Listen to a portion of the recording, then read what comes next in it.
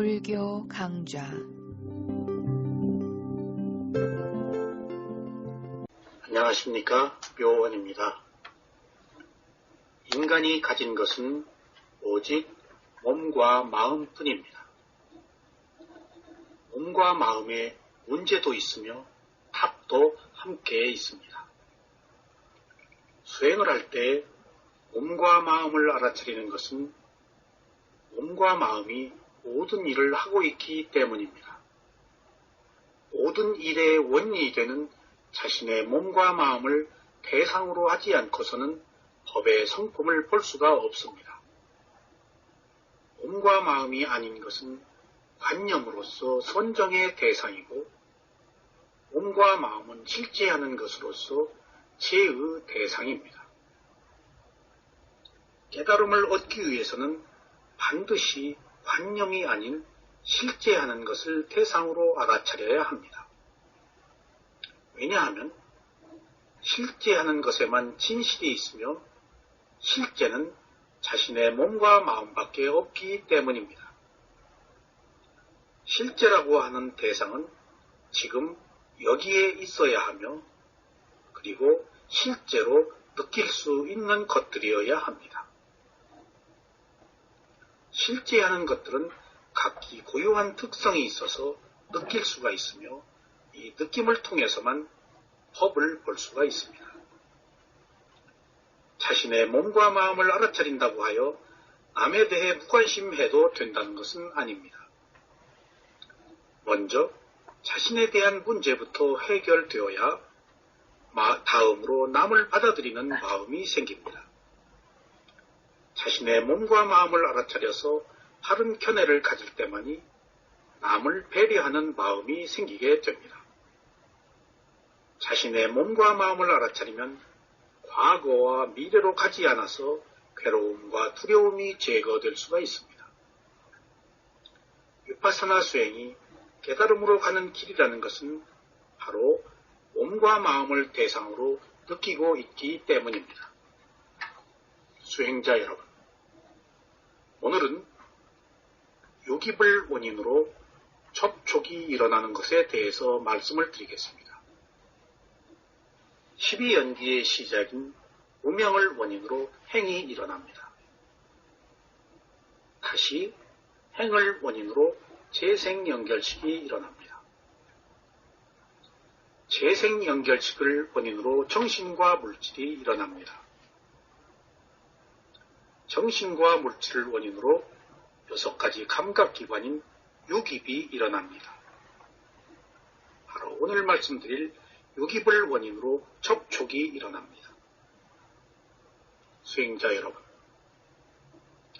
유깁인 6가지 감각 장소는 눈, 귀, 코, 혀, 몸, 마음입니다. 이 6가지 감각 장소에 6가지 감각 대상이 부딪히는데, 그것은 형상, 소리, 냄새, 맛, 감촉, 마음의 대상입니다. 감각 장소 6가지와 감각 대상 6가지를 합쳐서 12처라고 말합니다. 다시 말씀드리면, 눈이 형상과 접촉하고, 귀가 소리와 접촉하고, 코가 냄새와 접촉하고, 혀가 맛과 접촉하고, 몸이 감촉과 접촉하고, 마음이 마음의 대상과 접촉합니다. 이때 이러한 접촉을 통해서 아는 마음이 생깁니다. 그래서 눈이 형상과 접촉하여 다시 아는 마음과 접촉합니다. 귀가 소리와 접촉하여 다시 아는 마음과 접촉합니다. 코가 냄새와 접촉하여 다시 아는 마음과 접촉합니다. 혀가 맛과 접촉하여 다시 아는 마음과 접촉합니다. 몸이 감촉과 접촉하여 다시 아는 마음과 접촉합니다. 마음이 마음의 대상과 접촉하여 다시 아는 마음과 접촉합니다. 이렇게 유깁이라는 감각기관이 육경이라는 감각 대상과 부딪히고 다시 육식이라는 6가지 아는 마음이 일어나는 것을 통틀어서 접촉이라고 합니다. 그러므로 접촉이라고 할 때는 감각기관이 감각 대상과 부딪히는 2가지만을 말하지 않고 감각 대상에 부딪혀서 6가지 아는 마음이 일어난 것, 이 3가지를 포함한 모든 것을 접촉이라고 말합니다. 감각기관과 감각 대상이 접촉한 것을 12가지 장소라고 해서 12처라고 하며 여기에 다시 6가지 아는 마음을 합쳐서 18개라고 말합니다. 이 18개가 불교의 세계관입니다. 그러므로 불교는 자신의 정신과 물질에 관한 것이 세계관입니다. 불교는 결코 우주의 세계관을 말하지 않습니다. 왜냐하면 오직 괴로움을 해결하는 데 모든 초점이 맞추어져 있고 이 괴로움을 해결하려면 오직 자신의 몸과 마음을 통찰해야 하기 때문입니다. 우리가 괴롭다는 것은 자신의 몸과 마음을 가졌기 때문에 생긴 것이라서 자신의 몸과 마음을 알아차려서 원뇌를 해결하는 것이 해탈의 유일한 길입니다. 그래서 위파사나 수행은 자신의 몸과 마음을 알아차리는 수행이고 그래서 열반을 성취하는 유일한 길은 위파사나 수행이라고 말하는 것입니다. 우리가 산다는 것은 6가지 감각기관이 6가지 감각 대상과 부딪혀서 6가지 마음이 일어나는 것을 말합니다. 우리가 6가지 감각기관으로 들어오는 정보로 살고 또 그리고 판단합니다. 그래서 수행을 한다는 것은 6가지 감각기관의 문에서 알아차리는 것입니다. 여기서 감각기관이 감각 대상과 부딪히지 않으면 연기가 회전하지 않습니다. 감각기관이 감각 대상과 부딪혔을 때 단지 아는 마음만 있고 단지 느낌만 있는 상태이면 연기가 회전하지 않습니다. 그래서 위파사나 수행자는 6가지 감각기관의 문 중에서 5가지 감각기관의 문을 닫고 오직 아는 마음의 문만 열어놓고 대상과 접촉하면 이 순간 연기가 회전하지 않고 비로소 대상을 있는 그대로 볼 수가 있습니다. 오늘도 아시사야도의 말씀을 들어보겠습니다. 감각 접촉은 감지하기 어려운 정신적 생명의 현상이지만 대상이 마음에 확실한 충격을 주었을 때에는 그것이 분명하게 드러납니다. 예를 들어서 누군가가 학대받고 있는 것을 보면 보는 순간 충격을 받습니다. 나무 위에 어떤 사람이 옥매어 죽은 것을 보면 부들부들 떱니다. 그리고 유령과 비슷한 것을 보면 등골이 오싹해질 것입니다. 재미있는 이야기를 듣거나 읽으면 강력한 인상이 오랫동안 지워지지 않습니다. 이 모든 것은 마음의 감각 대상과의 부딪힘인 감각 접촉이 있을 때 벌어지는 현상을 뜻합니다. 감각 접촉은 때때로 매우 폭발적이며 폭발적 감정과 욕정, 분노 등을 표출하게 합니다. 주석서에는 이러한 이야기가 있습니다. 고대 스리랑카의 두타카마니 왕 때 한 젊은 비구가 소녀를 쳐다보게 되었습니다. 소녀도 비구를 쳐다보았고 그 둘은 불타는 욕정을 억제하지 못하고 급기야 죽게 되었습니다. 또 어떤 장로 비구도 마하나가 왕의 왕비를 알아차림 없이 쳐다보았다가 삐친 일도 있습니다. 곤생경에 따르면 보살은 선인이었는데 공양을 받기 위해 왕궁으로 갔습니다.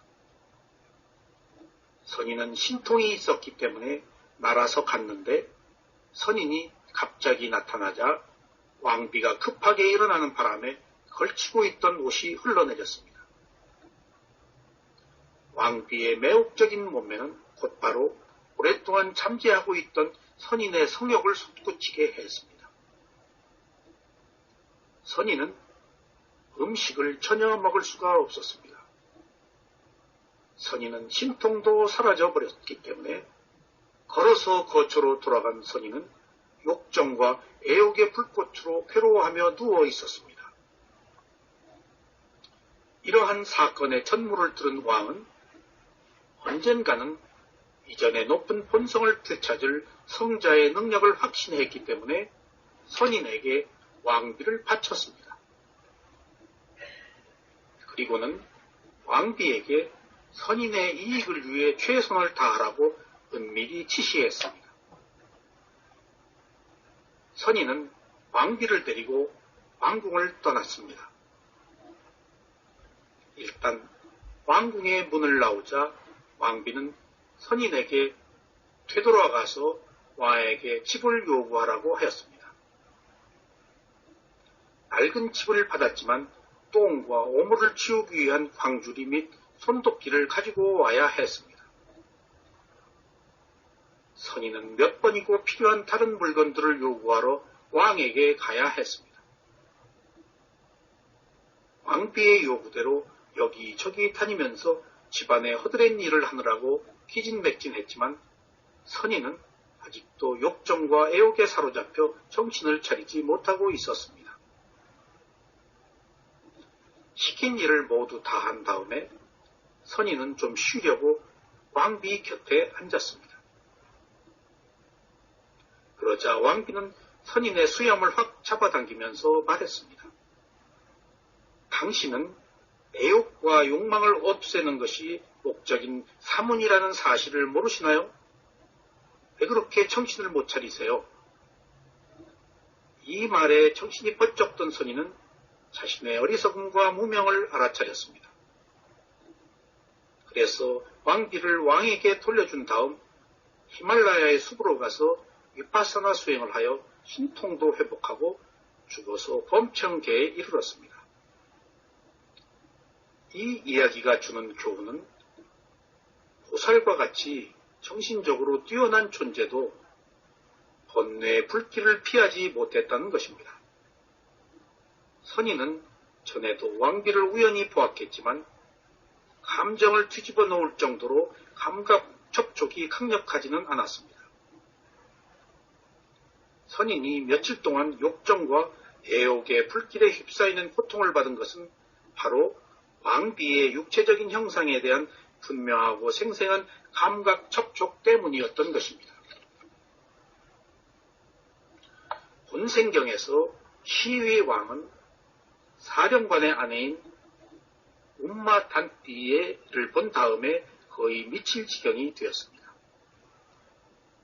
움마탄띠는 미모로 이름을 날렸기 때문에 왕은 바람은 고관을 보내어 그녀가 왕비의 차질이 있는지를 알아보게 했습니다.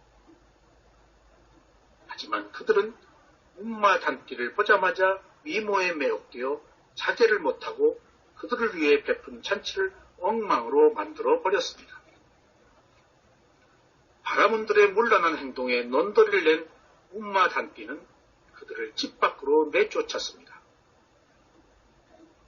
심술이 난 바라문들은 왕비의 차질이 없다고 왕에게 보고를 했습니다. 왕은 움마탄띠에 대한 관심이 없어졌고 그녀는 사령관의 아내가 되었습니다. 그러나 움마탄띠는 자신에 대한 왕의 생각을 바꾸어 놓겠다고 결심하고 왕이 축제기간 동안 성례를 시찰할 때 자신의 미모와 매력을 최대한 보여주었습니다. 그래서 왕은 움마탄띠에게 반해서 거의 정신을 잃을 지경이 되었습니다. 잠을 이룰 수 없게 된 왕은 움마탄띠에 대한 미친 사람처럼 헛소리를 하면서 재석이 은혜를 베풀어서 엄마 단비와 하루나 이틀 밤을 같이 잘 기회를 주었으면 좋겠다는 개성으로 자신의 맹목적인 열정을 발산했습니다. 그렇습니다. 감각 대상과 부딪혀서 일어나는 충격은 대부분 대상에 의해서 전달되는 감각 접촉의 본성에 좌우됩니다. 감각 접촉이 불분명하고 흐릿하면 부드러운 느낌과 가래를 만들어낼 뿐이지만 분명하고 생생한 감각 접촉이 일어난 뒤에는 더 많은 느낌과 가래 등이 따라옵니다.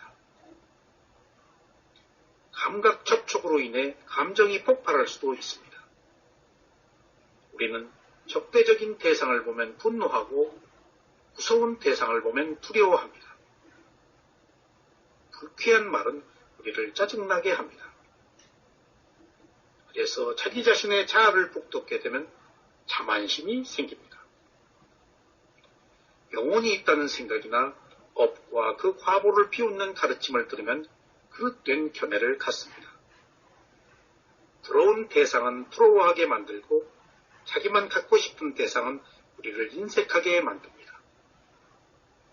이 모든 것이 불선업을 조장하는 감각 접촉의 이해에 관한 것입니다. 감사합니다.